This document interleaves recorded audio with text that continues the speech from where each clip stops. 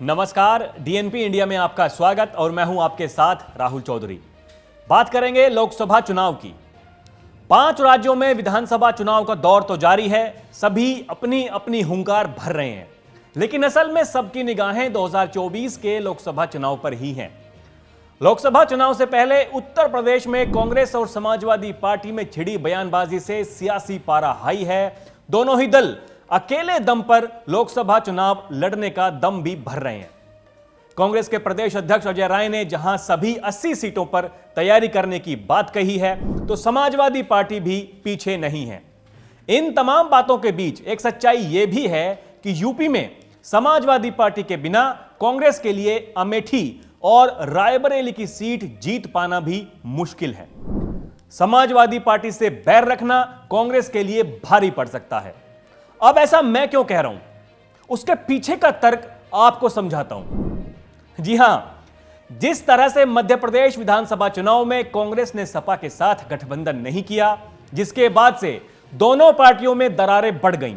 Samajwadi party के मुखिया अखिलेश यादव ने खुलकर अपनी नाराजगी जाहिर करते हुए कांग्रेस को धोखेबाज बताया और उसके बाद यूपी की सभी 80 सीटों पर अपने कैंडिडेट उतारने का दावा भी कर दिया।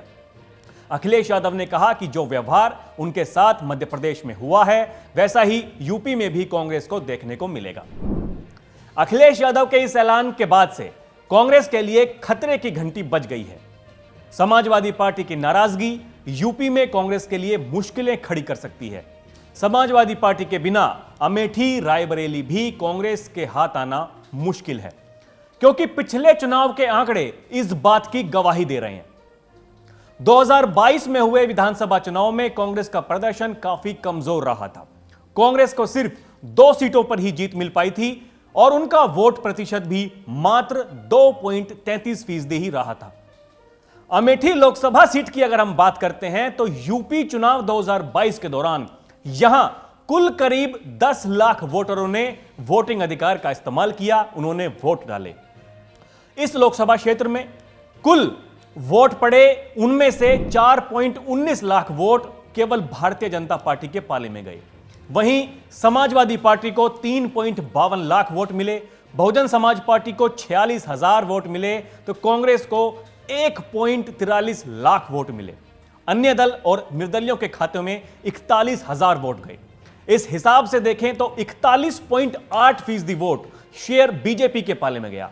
वहीं समाजवादी पार्टी को 35.2%, कांग्रेस को 14.3% और बसपा को 4.6% वोट शेयर मिला। अन्य को 4.1% वोट मिले। अब अगर अमेठी में कांग्रेस को वापसी करनी है तो यहां पर समाजवादी पार्टी से दोस्ती किए बगैर उनकी बात बनना मुश्किल नजर आता है।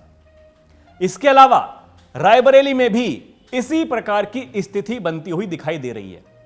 यहां पर उत्तर प्रदेश 2022 के विधानसभा चुनाव में 10.7 लाख वोटरों ने वोट डाले। इस लोकसभा सीट पर पड़े कुल वोटों में सबसे ज्यादा 4.02 लाख वोट समाजवादी पार्टी के पाले में गए। वहीं बीजेपी 3.42 लाख वोटों के साथ दूसरे नंबर पर रही।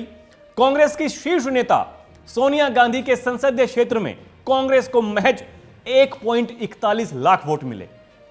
इससे कुछ ही कम बहुजन समाज पार्टी को 1.03 लाख वोट मिले और अन्य के खाते में 42,000 वोट गए। इस हिसाब से देखें तो इस संसदीय सीट पर समाजवादी पार्टी को 37.6% वोट मिले, वहीं बीजेपी को 35.7% वोट मिले। कांग्रेस को 13.2% के साथ तीसरे नंबर पर रहना पड़ा और बहुजन समाज पार्टी यानी बसपा 9.6% वोट शेयर के साथ चौथे स्थान पर रही। अन्य के पाले में 3.9% वोट मिले। यह हाल तब है जब सोनिया गांधी यहां से सांसद हैं।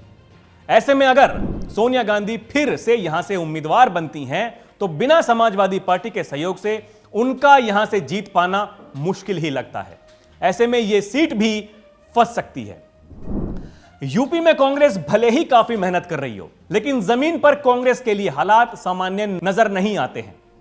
अजय राय थोड़ी बहुत बयानबाजी करके सुर्खियों में तो रह सकते हैं, लेकिन पार्टी को मजबूत करने के लिए अभी बहुत सारा काम करना बाकी है। हालांकि कई राजनीतिक जानकार ये भी मान रहे हैं कि समाजवादी पार्टी और कांग्रेस के बीच जो जबानी जंग चल रही है 5 राज्यों में विधानसभा चुनाव तक ही सीमित रहने वाली है। इसके बाद इंडिया गठबंधन फिर एकजुट हो जाएगा।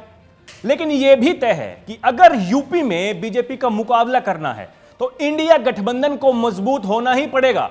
इसके अलावा फिलहाल विपक्ष के पास कोई और फॉर्मूला नजर नहीं आ रहा है। तो अभी के लिए इतना ही। खबरों का सिलसिला जारी है। आप देखते रहिए डीएनपी इंडिया।